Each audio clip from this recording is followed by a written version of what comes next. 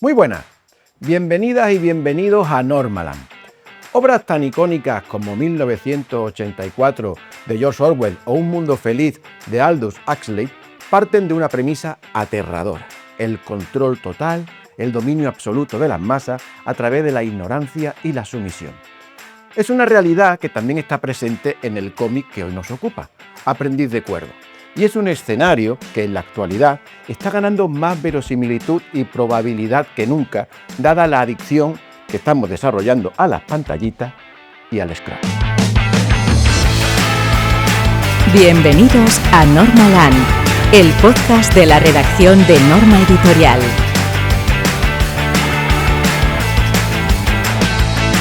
En Aprendiz de Cuervo, su autor, Danide, nos plantea una inquietante fábula en la que una naturaleza exhausta y una tecnología sintética bailan al son de la locura humana. Es un placer tenerlo aquí para poder presentar juntos su obra. Danide, ¿qué tal? ¿Cómo estás? Bien, muchas gracias por tenerme. Gracias a ti por venir y poder presentar juntos este magnífico cómic que has creado.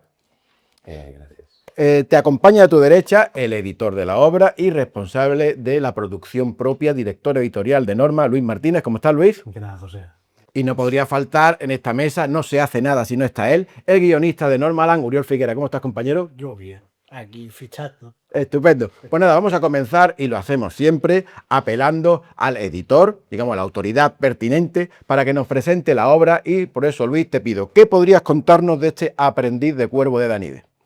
Bueno, yo creo que lo has introducido perfectamente. Estamos en un cómic, están estas coordenadas distópico/lisérgicas, ya lo veréis cuando abréis las páginas. Y creo que es un cómic de estos que te tienes que introducir simplemente sabiendo estas pequeñas coordenadas, ¿vale? Y con estas coordenadas te vas adentrando sin saber absolutamente nada, ¿vale? Danide va desplegando unas reglas de un juego que es un poco las mismas reglas que tiene como nuestra sociedad, pero llevada a lo que hace la ciencia ficción, llevada a un extremo, llevada a un extremo, ¿vale? Y en el que vamos aprendiendo desde el foco de este aprendiz de cuervo cómo funciona este mundo, ¿vale? Está muy bien calibrado, no se sobreexplica nada, hay cosas que se dejan a la interpretación, no hace falta tampoco explicar demasiado las cosas, pienso yo. Es un viaje, este libro es un viaje iniciático en el que iremos descubriendo con este protagonista, que es este aprendiz de cuervo, que vive en una especie de comunidad barra secta barra grupo de personas organizadas en torno a un líder, ya lo veremos cómo es, que tienen todos estas cabezas de personas, ¿no? Digamos, Danide ya se adelantó un poco al fenómeno Therian, digamos, antes de empezar a crear todo esto. Pero llevado ya a la parte más chuca de los Therians, ¿eh? Bueno, son una serie de personas que tienen cada una tarea, ¿no? Y creo que es parte del juego despojarles, digamos, de esa humanidad, creándoles una nueva identidad y asignada a una serie de funciones que tienen que realizar dentro de esta realidad, de esta humanidad. Entonces, con estas cosas encima de la mesa, pues yo creo que Danide ha creado una obra, la verdad es que espectacular. Es de lo mejor que le he visto hacer, y bueno, te lo digo aquí, ya te lo he dicho antes, pero bueno, es de lo mejor que le he visto hacer a nivel gráfico también. Las composiciones de páginas son una pasada, te explotan en la cara, tienen unas páginas espectaculares, el tempo narrativo súper bien medido, cuando lo tiene que dilatar lo dilata, cuando se tiene que concentrar un poco en la acción también explota, tiene una parte también central en la que hay un viaje que es súper bonito, es precioso, juega gráficamente con diferentes técnicas y con el uso del color en determinados momentos para empezar a utilizar, pero muy bien llevado, el uso de fotografías. No sé, la verdad es que he quedado muy sorprendido, ¿vale? Porque este viaje es como un viaje de ácido también, un poco. Es bastante en ese sentido, ¿no? Digamos, por eso estos colores, estas distopías.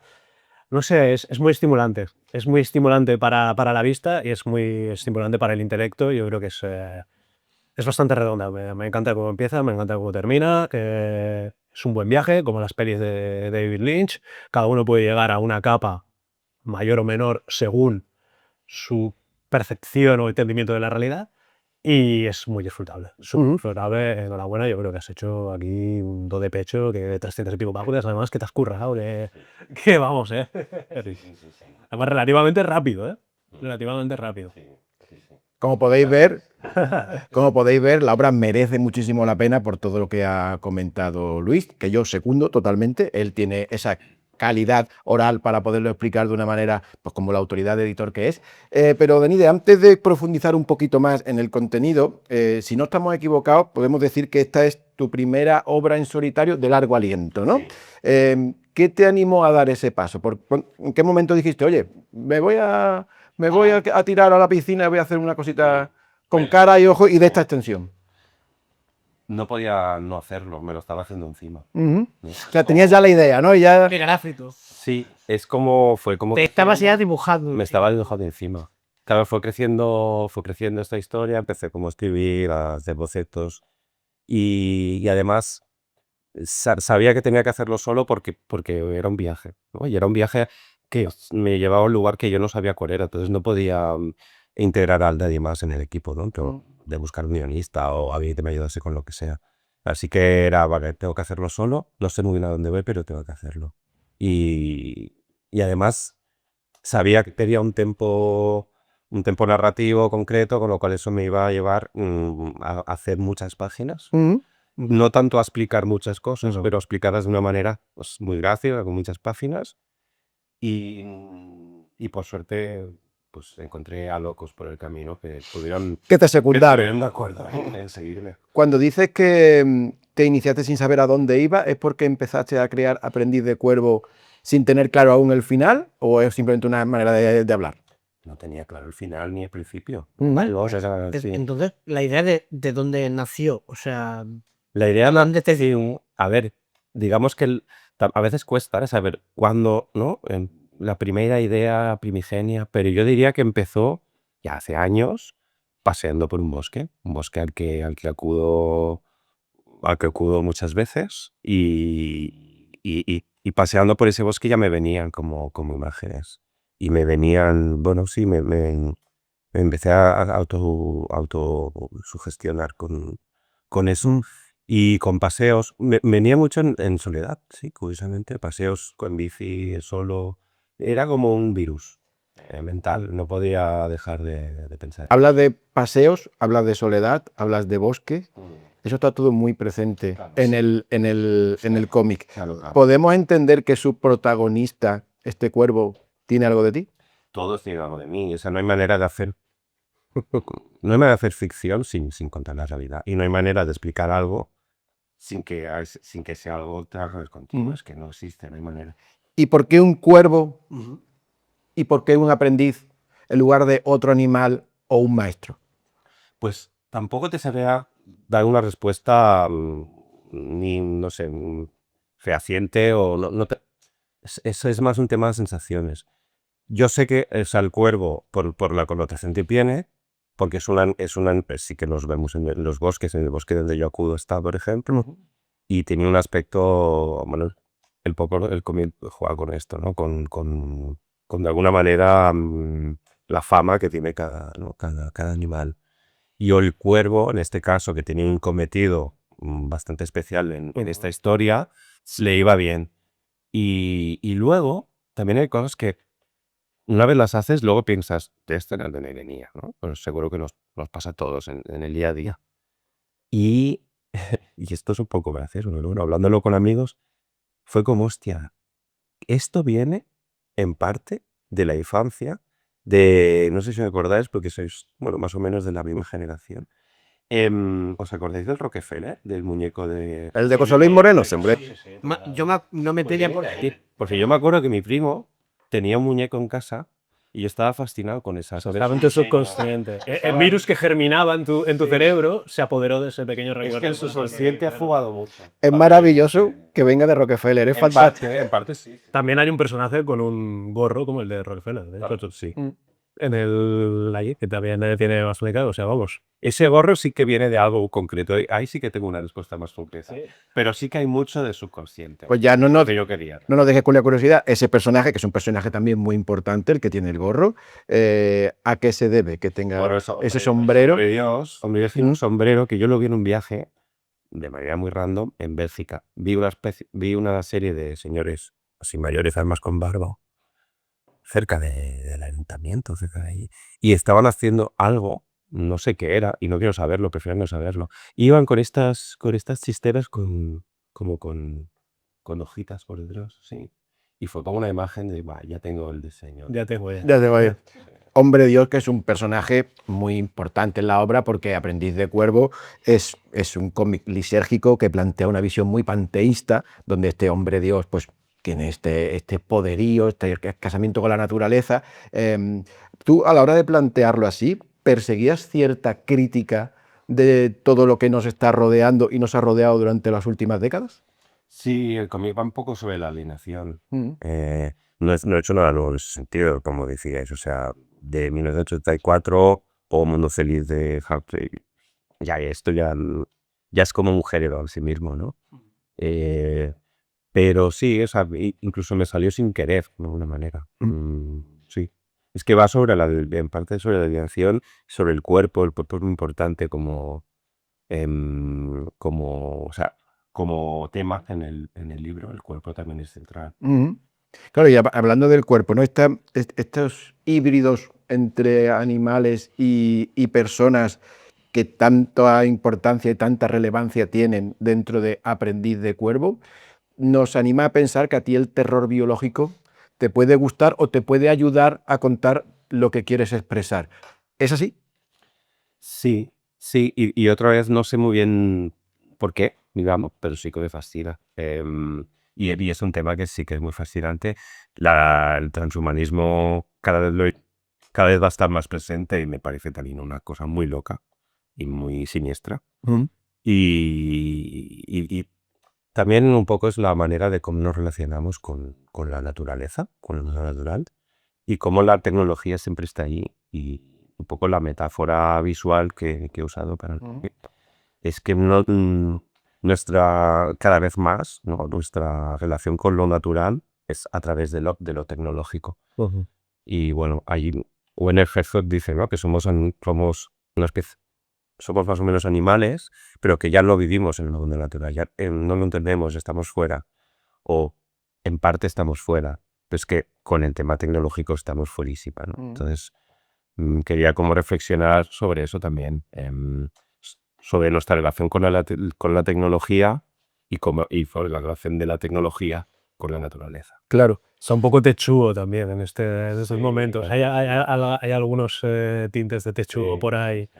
Por ahí en Hay nueva carne, ¿no? hay nueva carne. Hay Cronenberg por ahí también, sí. Pero sí que es verdad, y ahora volviendo a lo de la tecnología y cómo nos hemos separado de la naturaleza, que muchísima gente, por ejemplo, viaja o tiene contacto con la naturaleza a través de cosas como videojuegos, que tú estás en sala de habitación y luego estás viendo unos paisajes de puta madre, pero estás viéndolos a través de una pantalla y vives la historia a través de una pantalla, y cuando tienes igual la montaña la tienes a media hora de tu casa, pero parece que estamos cada vez desasociando más de esta parte natural, pero la verdad que es... Es peligroso. Bueno, y la naturaleza también entendida no solo como un paisaje, no sé, Sí, sí. montañoso, sino como bajar a la calle. Sí, sí. A tocar césped. Sí, o ir al súper. Lo físico, digamos, ¿no? O sea, tocar una lechuga. Sí, soplarla. Incluso esta dualidad que te aleja pero te acerca. También nos estamos acercando a la naturaleza a nivel desde la tecnología.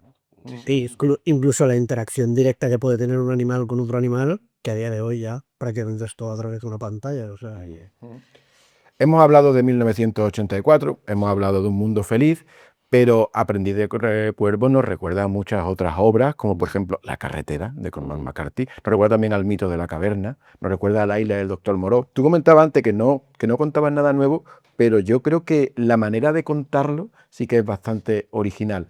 Cuando te planteaste plasmar este universo, ¿tuviste presente todas estas obras o es que ya la idea la tenías tan amasada en la cabeza que luego pues fue una coincidencia que podamos nosotros encontrar estas similitudes? Yo creo es lo que te decía, al final estás tocando un género o un subgénero, entonces, bueno, pues, digamos, es imposible salir de allí y ni siquiera es necesario salir. Sí, también estaría, yo qué sé, El Señor de las Moscas, ¿no? Por ejemplo, por el tono que tiene. Pero fíjate que yo me basé más en obras que no son de género. Yo como lector de novelas, de narrativa, no me interesa tanto el género en realidad. Lo conozco y, o sea, me gusta, pero no me parece tan interesante a nivel, a nivel de lenguaje, ¿no? Y creo que, o sea, partir de otro tipo de narrativas, de libros. Lo que, obviamente, los que comentáis estaban ahí, sin duda. Ujú. Pero me acuerdo que, o sea, sí que me fascinó mucho un libro de Juan José Saer que se llama El Entenado, Ajá. que va también, bueno, tiene cierta similitud.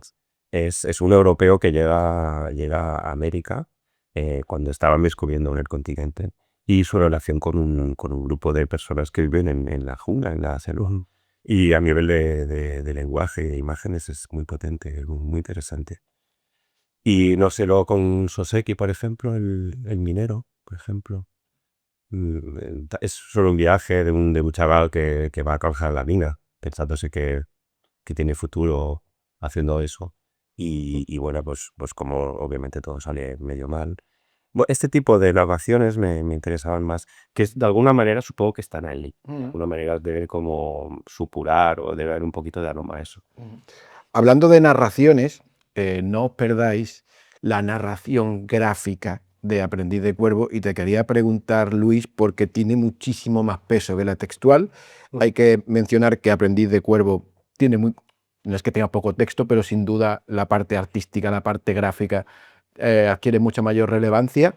Es fundamental poder interpretar el dibujo de Dani de aquí. ¿Qué nos podrías contar al respecto? Porque sin duda es una obra muy original en este sentido. Sí, no, eso he comentado, como comentaba antes, las composiciones de páginas son una pasada. Está súper dominado el tempo narrativo, juega muchísimo con las fuerzas de las imágenes y creo que saca partido a lo mejor que puede, se puede sacar partido a la prima secuencial en el arte del cómic, básicamente, ¿no? Que es esta simbiosis entre texto e imagen para crear este lenguaje narrativo. En este caso, muy apoyado por las imágenes. Hay partes que son prácticamente mudas, ¿vale? Cuando estamos pasando páginas, es mudo, se explica la historia perfectamente, no necesita el apoyo del texto. Esto se lee muy fácil y ahí está lo difícil, ¿no? Digo, que cuando haces cómic es que esto te funcione solamente con el dibujo y que no tenga que haber un narrador explicando lo que está haciendo el personaje o explicando a dónde está yendo o explicando lo que va a hacer, ¿no? Que el Sino que mensaje quede quede claro con... el mensaje claro. Y esto es dificilísimo, con el dibujo y aquí se consigue, y además se consigue dando piruetas gráficas. Está muy bien, ya veréis, cuando la abráis, encanta. Muchas dobles páginas con viñetas entre medio para jugar con splash pages, pero también para que te fijes en detalles, ¿vale? Este tipo de juegos, Danide lo hace mucho y nada, es que tampoco puedo decir mucho más porque es que quiero que lo experimentéis, es un dibujo para experimentarlo. Yo solo diré que si os gusta mínimamente el rollo cyberpunk, todo el tema de la tecno naturaleza es una maravilla. Yo como fan del género cyberpunk he de decir que me gusta mucho.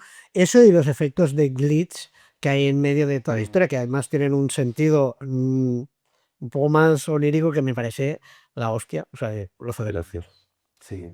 Esta ausencia, no ausencia, pero digamos menor presencia de texto, que invita tanto a que el lector saque su propia interpretación. Yo recuerdo que mientras lo leía, en el viaje que lleva a cabo el Cuervo con esos escenarios físicos tan decadentes, tan distópicos, yo me iba imaginando lo que iba pensando él. De verdad, yo iba pensando esto. Este animal ahora mismo está pensando. ¿Era tu intención? Invitar al lector a participar activamente de... Total. De hecho, sí, es como lo que más deseo con este cómic es que o sea, como una lectura activa de los lectores. Y sí que me molesta a veces que los autores nos marquen tanto las del juego, ¿no? Antes decías como que presento el cómic con unas reglas del juego, ¿no? Ujú. Y luego hacemos como una partida abierta. Efectivamente, hay unas coordenadas y a partir de aquí el lector con esas pequeñas coordenadas se va adentrando como buenamente pueda. Pero no es un cómic exigente, ¿eh? Quería remarcar esto, no es exigente, no es sesudo, ¿vale? Está en ese impasse de invita a interpretación e invita a juego, ¿no? Que sí, quizás lo que...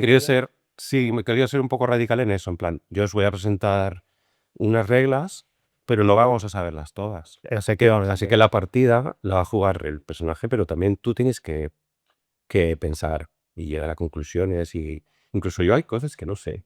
Venga, Incluso hay cosas que yo he probado y no sé perfectamente qué es. Y quiero no saberlo, ¿sabes? Mejor así, ¿no? Pero sí, a mí una cosa que me gusta, o al menos de la lectura que yo he hecho, que la podéis compartir o no, porque al final es la que yo he hecho, lo que me gusta es que pese a todo lo que le pasa al protagonista y todas las peripecias que vive en el viaje, no es dramático, pese a que todo lo que le está pasando es bastante dramático.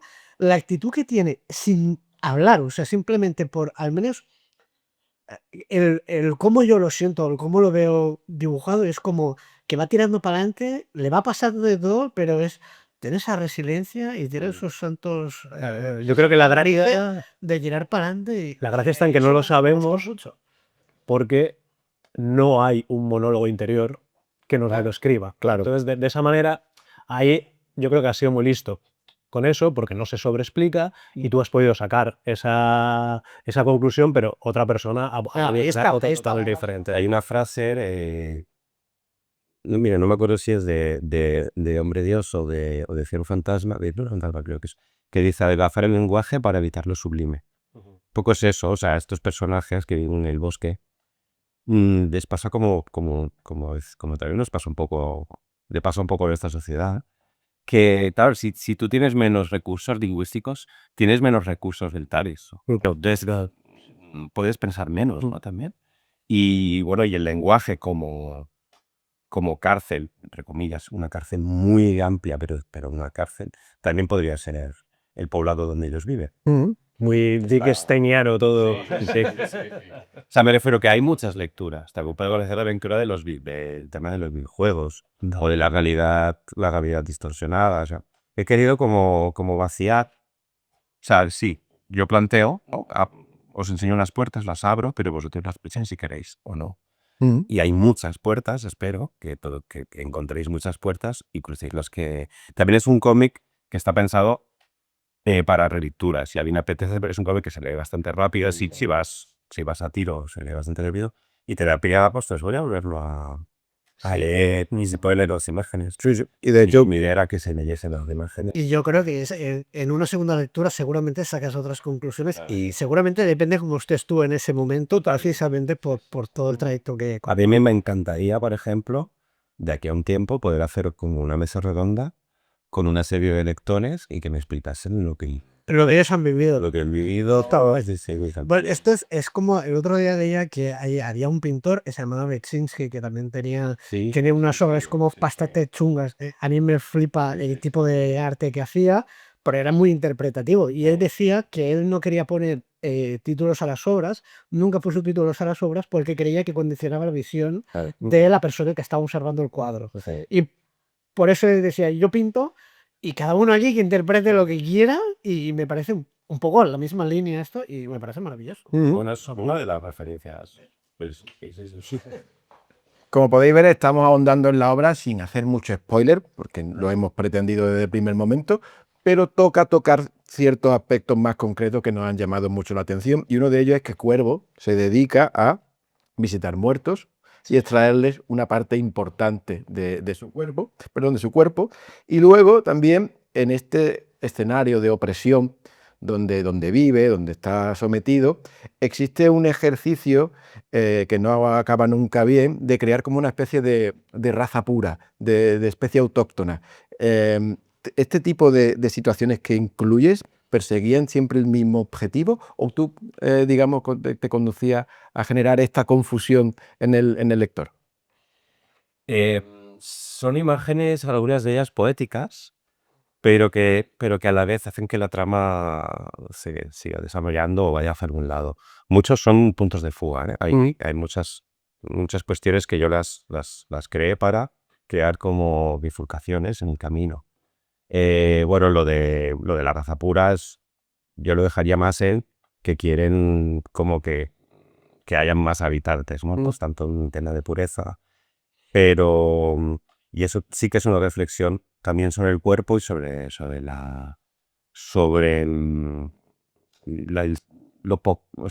lo poco sano que está en nuestro entorno, ¿no? De alguna manera, y cómo es difícil crear vida en un entorno que no, bueno, que no Sí, de pobredumbre. Realmente lo comentaba, de la naturaleza exhausta. Es un mundo que se está muriendo. es un mundo tóxico, es un mundo que está sobreviviendo de alguna manera, pero claro, esos hongos que ya son unos hongos rarísimos porque ya están mezclados con, no sé, el río de queroseno, por ejemplo. A mí me gusta mucho que haya hongos explosivos. Pues eso me pareció una maravilla. Igual me viene de Toriyama. Las formas locas. Es genial, es genial. Fijaos la cantidad de referencias que estamos sacando, que estamos extrayendo, todas en la cabeza de Danide, que ha creado este Aprendiz de Cuervo, que merece muchísimo la pena. Insistimos, no os lo perdáis. Estamos muy contentos porque ha tenido muy buena acogida en librerías. Los libreros lo han celebrado muchísimo. Estamos grabando este podcast pocos días después de que haya salido a la venta y confiamos que os animéis como lectores y consumidores de cómic a que vayáis a vuestra librería de cabecera y lo compréis, porque creednos que es una recomendación tremendamente sincera. Y por ir concluyendo, Danides, yo no querría acabar este episodio sin que también hablásemos de Los Zazús, porque es otra obra que tenemos en el catálogo de Norma, que cuenta con tu autoría en el dibujo y con el guión de Salva Rubio. ¿Qué nos puedes contar sobre Los Zazú? Aprovechemos que te tenemos aquí para que nos puedas recordar esta obra que tanto a mí me gustó personalmente, todo lo que tiene que ver con el cómic histórico, mientras la Segunda Guerra Mundial, pues siempre tiene ese atractivo, ¿no? ¿Qué podrías contarnos? Pues mira, este cómic que lo empezamos a hacer, lo empecé a dibujar en tiempos de pandemia, fíjate. Pues es un cómic que hicimos para Leonard de España, que vosotros habéis hecho la edición integral, por cierto, increíble, súper chula. Me gusta más la edición de Norma que de Leonard. Y Luego cuando esté en Francia dirá... No. De hecho se lo dije a él. Cuando tenés el podcast de ellos, ¿no? No, pues no, súper bien. O sea, contactamos Salva y yo. Él me propuso esta historia y me gustó porque siendo un cómic histórico, también jugados con la ficción, ¿no? Eso me interesaba. Que, bueno, los personajes son inventados. Y bueno, me recordaba mucho los de Swimming, que es una peli bastante clave de 80, finales 90, por ahí. No sé. Y está muy bien porque, mira, vuelve a ser un cómic bastante político, o sea, no, bastante no, es muy político. Es muy político, sí. Y me interesa, me gusta, porque además no es maniqueo, o sea, Salva lo hizo muy bien, está diciendo, bueno, la revolución también tiene un precio para los propios revolucionarios, ¿no? Y al final es eso, es un grupo de chavales que su revolución es... ¿Por qué no nos lo podemos pasar bien? Porque vienen ustedes señores mayores con una guerra y nos hacen esto, ¿no? Y me parece muy guay esa perspectiva. Obviamente, luego te politizas, claro que sí. Pero al principio es como, hey, pero ¿por qué no podemos disfrutar? Estar todos bien y... ¿no? Bueno, la premisa me pareció interesante y bueno, y el resultado, bueno, estoy muy contento, la verdad. Si cuando vayáis a la librería a comprar Aprendiz de Cuervo, os animáis a meter también en la bolsita Los Zazús, oye, agradecidísimos os quedaremos. La promoción. Antes de terminar, Danide, ¿en qué estás trabajando ahora? Pues mira, ahora estoy con un cómic que también lo estoy haciendo solo, que saldrá el año que viene. ¿De qué año? Va a ser primavera, si todo va bien, que va sobre un artista barcelonés que inventado totalmente. Y también será será muy político este cómic, más aunque yo creo que Aprendiz de Cuervo es otro rollo. Habrá mucho más textos, es otro tipo de propuesta. ¿Ambientado en alguna época en concreto? Ahora, actualidad. Sí, en Barcelona. Sí. Y nada, estoy con eso ahora. Y luego ya me están esperando en Francia para hacer 2 cositas más. O sea que... No te falta el trabajo, eso es bueno. Eso es bueno. Pues nada, oye, felicidades por este Aprendiz del Cuervo, que te ha quedado realmente maravilloso. Muchas gracias por pasarte por Normaland para poderlo presentar con nosotros. Y tanto a ti, Luis, como a ti, Uri, también os lo agradezco muchísimo. Y a todos vosotros y vosotras, de verdad, no os lo penséis. Leed Aprendiz de Cuervo, que por todo lo que hemos comentado aquí, merece mucho la pena y no os va a defraudar. Hasta el siguiente Normaland. Gracias por seguirnos. Encuéntranos en las redes sociales de Norma Editorial y no olvides suscribirte para no perderte ninguno de nuestros programas. Recuerda que, además de YouTube, nos puedes escuchar en Spotify, SoundCloud y el resto de agregadores.